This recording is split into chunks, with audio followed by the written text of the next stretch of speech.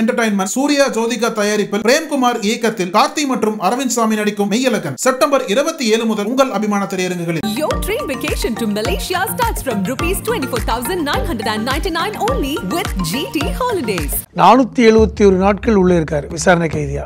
3 வருஷமோ 4 வருஷமோ ஆகலாம், அதற்கு மேலே ஆகலாம்ங்கிற ஒரு விஷயத்துல நீங்க எப்படி ஒருத்தரை உள்ள வச்சிருப்பீங்க? உச்சபட்ச தண்டனை 7 வருஷம் தான். கொங்கு மண்டலத்தில் நாங்க தான் செல்வாக்கோட இருக்கோம்னு சொன்னவங்க அந்த பாஜக வகைராக்கள்லாம் தோற்று போனாங்க. இவர் தான் அங்கே பெரிய செல்வாக்கு செலுத்தி தோக்க வச்சாருன்னு சொல்லி ஒரு கோபம் பாஜகவுக்கு இருக்குது. நான் பாஜகவுக்கு போகிறேன்னு சொல்லியிருந்தா வெளியே வந்திருக்க மாட்டாரா? 12,000 கோடி ஊழலுக்கு அஜித் பவார் அமலாக்கத்துறை தான் விசாரித்தது. துணை முதல்வர் அமைச்சர் பதவி கொடுத்தாங்க.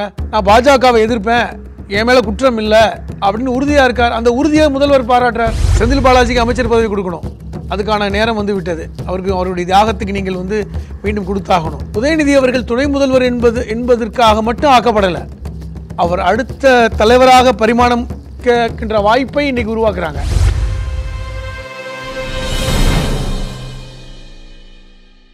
நக்கீர நேயர்களுக்கு வணக்கம். இன்று நம்முடன் கருத்துக்களை பகிர்ந்து இணைந்திருக்கிறார் மனிதநேய மக்கள் கட்சியின் மாநில அமைப்பு செயலாளர் எழுத்தாளர் புதுமடம் ஹலீம் அவர்கள். வணக்கம் சார். வணக்கம். செந்தில் பாலாஜி 471 நாட்களுக்கு பிறகு ஜாமீன் கிடைத்து வெளியில் வந்திருக்கிறார். இது என்ன தியாகமா?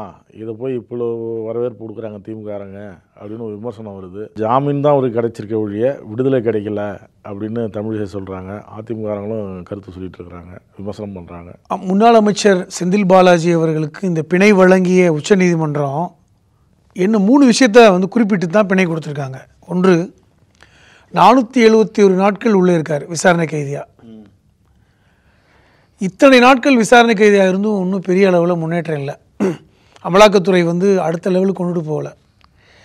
இந்த ஆன்டிமனி லாண்ட்ரி என்று சொல்லக்கூடிய பண பரிமாற்ற இந்த வழக்கில் உச்சபட்ச தண்டனையே 7 வருஷம்தான். அதில் கிட்டத்தட்ட இப்போ 15 மாதங்கள் விசாரணையாக உள்ளே இருக்கார்.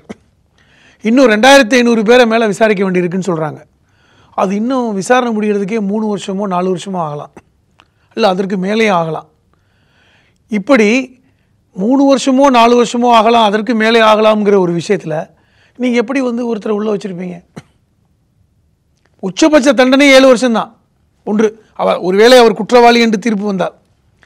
அப்போ ஆர்டிகல் 21 இது ஒரு தனி மனித, ஒரு இந்திய குடிமகனுடைய சுதந்திரத்தை பறிக்கிற விஷயம், இது நாங்கள் தலையிடாமல் இருக்க முடியாது அப்படின்னு சொல்லிட்டு தான் இந்த பிணையை கொடுத்துருக்காங்க முன்ன.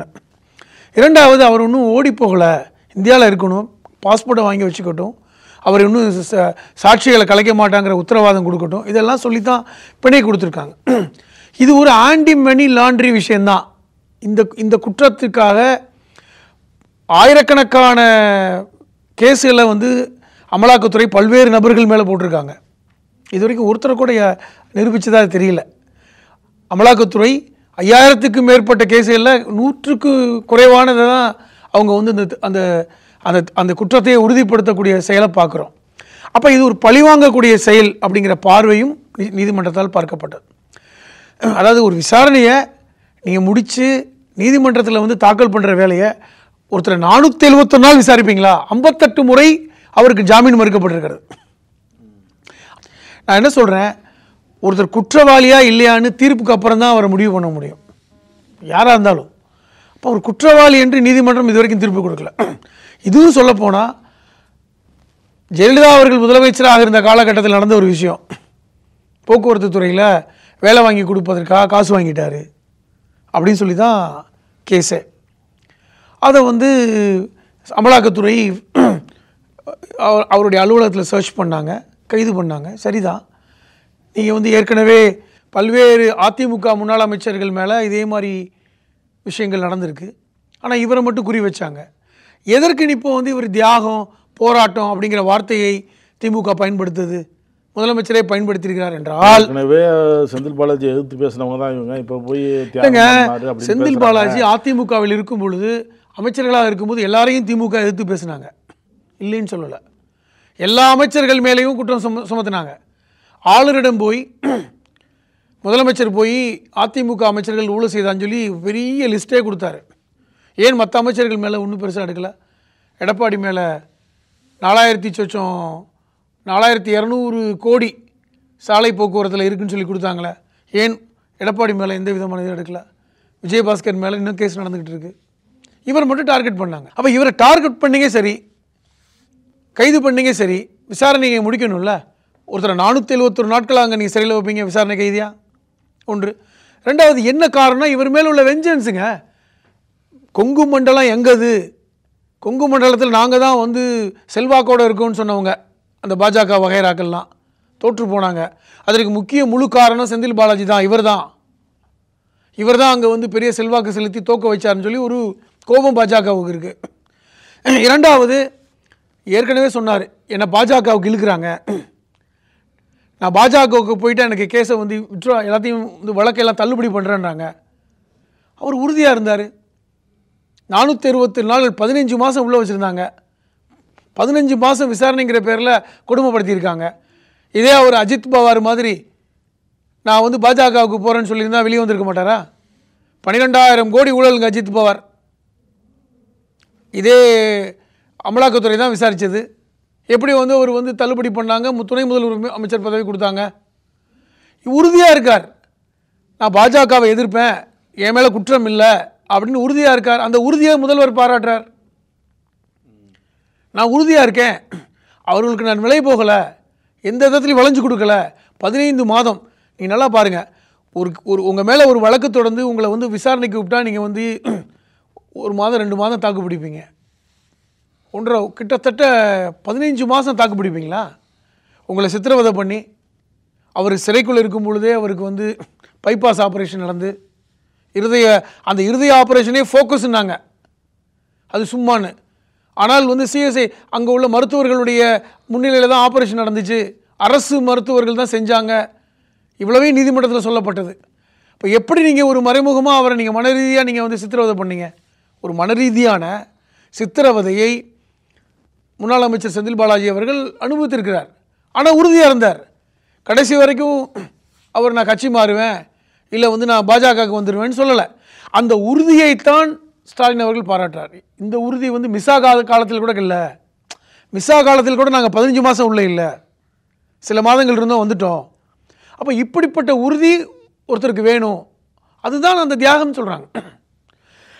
இல்லைன்னா வந்து அவர் பெல்ட்டி அடிச்சிருக்கலாமே. பாஜகவுக்கு இப்போ நான் சொன்ன மாதிரி பல்வேறு எதிர்க்கட்சியில் இருந்த பல்வேறு தலைவர்கள் பெல்ட்டி அடித்து போயிருக்காங்கல்ல.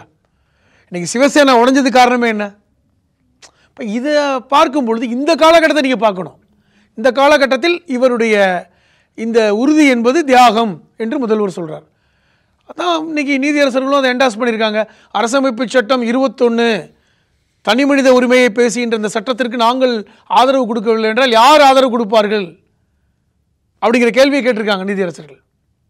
அவருடைய அந்த பிணை என்பது கிட்டத்தட்ட அவர் திருப்பி மீண்டும் அமைச்சராகலாம், அவர் அமைச்சராக தான் போகிறாரு. செந்தில் பாலாஜி ஜாமீனில் வந்துட்டார், இனிமேல் அமைச்சர் பதவி தந்துடுவாங்க அப்படின்னு சில பேர் சொல்கிறாங்க. அது என்ன நடக்கும்? செந்தில் பாலாஜி வருகைக்காக தான் துணை முதல்வர் பதவியும் தள்ளி போனது அப்படின்னு சொல்கிறாங்க. இருக்கலாம். இது சில நாட்களுக்கு முன்பு வந்து முதல்வரிடம் வந்து உதயநிதிக்கு துணை முதல்வர் எப்போ கொடுக்க போகிறீங்கன்னு கேட்கும் பொழுது அது இன்னும் பழுக்கலைன்னு சொன்னார். பழுக்கும் போது பார்க்கலாங்கன்னு சொன்னார். இப்போது வந்து செந்தில் பாலாஜி ஜாமீனில் வெளியே வந்துட்டார். ஒரு பக்கம் செந்தில் பாலாஜி ஜாமீனில் வந்ததை திமுக வரவேற்றிருக்கிறது. முதல்வர் வந்து தியாகம், இது உறுதி அப்படிங்கிற வார்த்தையை பயன்படுத்தியிருக்கார். அப்போ அவருக்கு மீண்டும் அமைச்சராவதில் எந்த பிரச்சனையும் இல்லை. காரணம் உச்சநீதிமன்ற தீர்ப்புலேயே அவர் அமைச்சராவதற்கான எந்த சிக்கலும் இல்லை அப்படிங்கிறத இன்றைக்கி சட்ட வல்லுநர்கள் தெளிவாக சொல்லிட்டாங்க. ஒன்று, இப்போ உதயநிதி அவர்கள் துணை முதல்வர் ஆவதற்குள்ள எந்த சிக்கலும் இல்லைங்கிறத பல்வேறு அமைச்சர்கள் சொல்லிகிட்டே இருக்காங்க. இப்போ கூட சட்டத்துறை அமைச்சர் சொன்னார் அவர் ஆகணும் அப்படின்ட்டு. ஏற்கனவே அவர் அமைச்சராவதற்கு முன்பாகவே உதயநிதி அவர்கள் ஏன் அமைச்சராகக்கூடாது என்று நம்மளே பேசியிருக்கோம். முதல் முறையாக நம்ம தான் பேசினோம், ஏன் உதயநிதி அமைச்சர் பதவி கொடுக்கூடாது, என்ன சிக்கல் அப்படின்னு. அதுக்கப்புறம் தான் அவர் அமைச்சரானார். இப்போது நான் சொல்கிறேன், அவர் துணை முதலாவதுக்கு என்ன சிக்கல் இருக்கிறது? கட்சியில் சீனியர் நிறைய பேர் இருக்காங்க அப்படின்னு எதிர்கட்சிகளில் தானே சொல்லுது சோஷியல் மீடியாவில். துணை முதல்வர் பதவி என்பது புரோட்டோக்கால் அடிப்படையில் ஒரு பெரிய பொறுப்பு இல்லை. அரசமைப்பு சட்டம் வந்து அவருக்கு முக்கியத்துவம் இல்லை. துணை முதல்வர் வந்து முதல்வர் இல்லாத காலகட்டத்தில் ஒரு கேபினட்டை கூட்டுவதற்கு உரிமை பெற்றவராக இருக்கிறார் என்கிற அடிப்படையில் பார்க்குறாங்க. ஏன்னா இப்போ அமைச்சர் சிஎம் வந்து வர முடியலன்னா துணை முதல்வர் கேபினட்டை கூட்டட்டும் அப்படின்னு. இரண்டாவது, பல்வேறு மாநிலங்களில் 2க்கும் மேற்பட்ட துணை முதல்வர்கள்லாம் இருக்காங்க. பீகாரில் இருக்காங்க, ஆந்திராவில் இருக்காங்க, இப்படி பல்வேறு இடத்துல இருக்காங்க. இங்கே வந்து துணை முதல்வருக்கு என்று பெரிய அடிஷ்னலான எந்த இதுவும் இல்லை புரோட்டோகால் பிரகாரம். ஆனால் அடுத்த தலைவர் யார் என்பதை அடையாளப்படுத்துவதற்கான ஒரு யுக்தியாகத்தான் துணை முதல்வர் பார்க்குறாங்க.